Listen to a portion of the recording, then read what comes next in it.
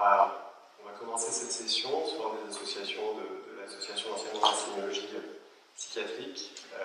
On est, au nom de toute l'association, on est très très content que cette journée se passe et qui ait lieu. C'est la première et c'est notre première présence en congrès.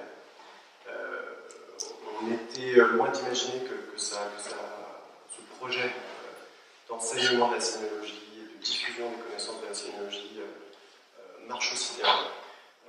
C'était une idée qu'on avait au départ avec Ali en 2013.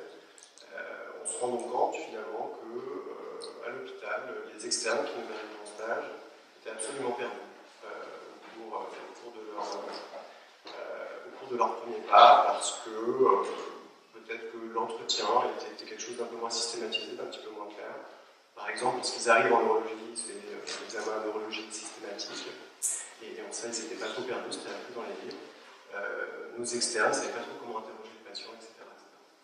Et du coup, des initiatives régionales ont été créées pour créer des livres externes, créer ce genre de support pour aider un peu les étudiants.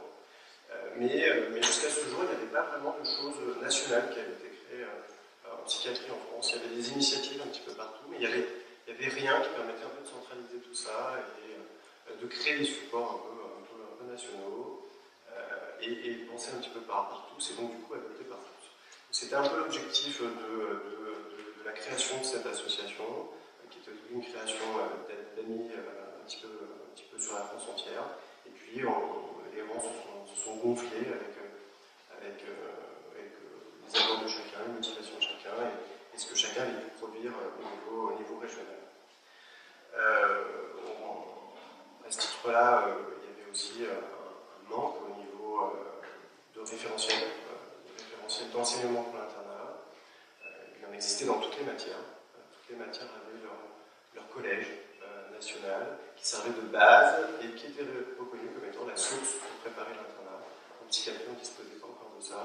Et donc, en association avec le Collège national universitaire de psychiatrie, on a mené cette coordination et cette rédaction qui vient de sortir en octobre. Et donc, on va voir un peu où ça nous mène, mais pour l'instant, les retours sont plutôt positifs. Donc, voilà.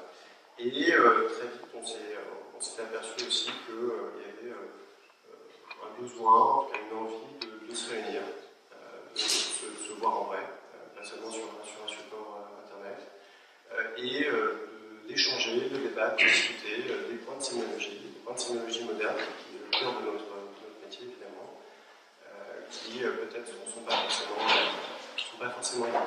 Voilà. Et donc on intervient lors de ce symposium pour aborder une journée de sémiologie et débattre ensemble. C'est vrai que la sémiologie, elle n'est pas cantonnée aux descriptions d'Esquirol, même si elles sont très belles et très importantes pour la fondation de la psychiatrie, dans l'histoire de la psychiatrie. C'est pas que Bleuler, c'est pas que Créplin, c'est tous les psychiatres qui font de la sémiologie, parce que la sémiologie c'est une science extrêmement actuelle, progressiste, qui évolue, parce que la sémiologie psychiatrique elle est basée sur une altération des fonctions qui font l'expérience humaine au quotidien. Donc c'est-à-dire c'est les fonctions cognitives, les perceptions, les fonctions sociales, les fonctions motivationnelles. Une altération dans un de ces champs, pas que bien sûr, hein, c'est pas que ça la psychiatrie, c'est beaucoup ça. Une altération dans un de ces champs va entraîner une sémiologie psychiatrique.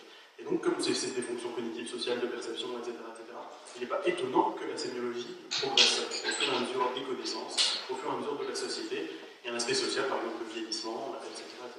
Et donc l'objectif de cette journée, c'est de montrer que la sémiologie, c'est quelque chose d'actuel.